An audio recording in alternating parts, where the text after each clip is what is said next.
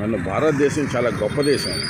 ఇక్కడ ఎవరైతే పని చేయరో పక్క చెట్టు కింద కూర్చుని ఒక చేతితో సిగరెట్ ఒక చేతితో గ్లాస్ పట్టుకుని వాళ్ళకి ఇల్లు కూడా కట్టి పెడతారు ప్రభుత్వం, కరెంటు ఫ్రీ కూడా ఇస్తారు. ఓకే సరే అదొకటి. ఇంకోటి ఏంటంటే రాజకీయ నాయకులు వాళ్ళు ప్రజాస్వామ్యంతో ఎలా బర్త్డే పార్టీలు కూడా చేసుకుంటారు. ఇదండి. ఇది స్వచ్ఛాంధ్ర, స్వర్ణాంధ్ర, వికసిత్ భారత్ కూడా అంటారు. అదండి.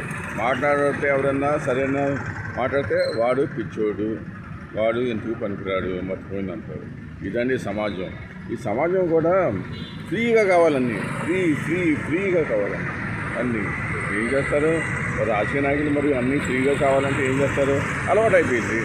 సో ఇచ్చేసి శుభ్రంగా వడ్డీతో సహా చక్కగా డబ్బులు సంపాదించుకొని వాళ్ళ ఖాతాలో వేసుకుంటారు. అదండి. ఈ దేశం మాత్రం నాకైతే విశ్వాసం లేదు ఈ దేశం బాగుపడుతుందని. ప్లస్ ఈ రోజుల్లో అన్నీ ఆడవాళ్ళకే పథకాలు అన్నీ. ఓకే మరి ఏం చేస్తాం? ఆడవాళ్ళని అడ్డం పెట్టుకుని జనాలు రాజకీయ నాయకులు గెలుస్తున్నారు. అందుకే నేను మగవాణి దేశాల్లో ఉన్న మగవాణి కాబట్టి శుభ్రంగా నెక్స్ట్ ఫ్లైట్ ఎక్కేస్తే ఈ దేశాన్ని చెక్కిచ్చేస్తే దాన్ని బట్టి శుభ్రంగా ఏ నేపాల్లో గీపాలో శుభ్రంగా హాయిగా చక్కగా ఉంటుంది. అది శుభ్రంగా. ఎందుకంటే మన దేశంలోనే మనకి రాజ్యాంగం, మనకి ఆధార్ కార్డు పనిచేయదు.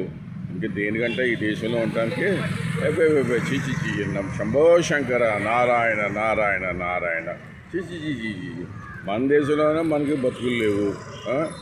ఎంతకయ్యా ఉండేది? శుభ్రంగా వెళ్ళిపోతాం బెటరు. ఎక్కడో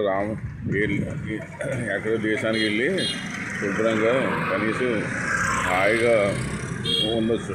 ఈ దేశంలో అసలు ఏం గౌరవం లేదు మగవాళ్ళకి. అటు అంటలు తోముతాను, బట్టలు తోముతాను, అంతే. రిమోట్ కంట్రోల్ జీవితం అయిపోయింది ఆడిది.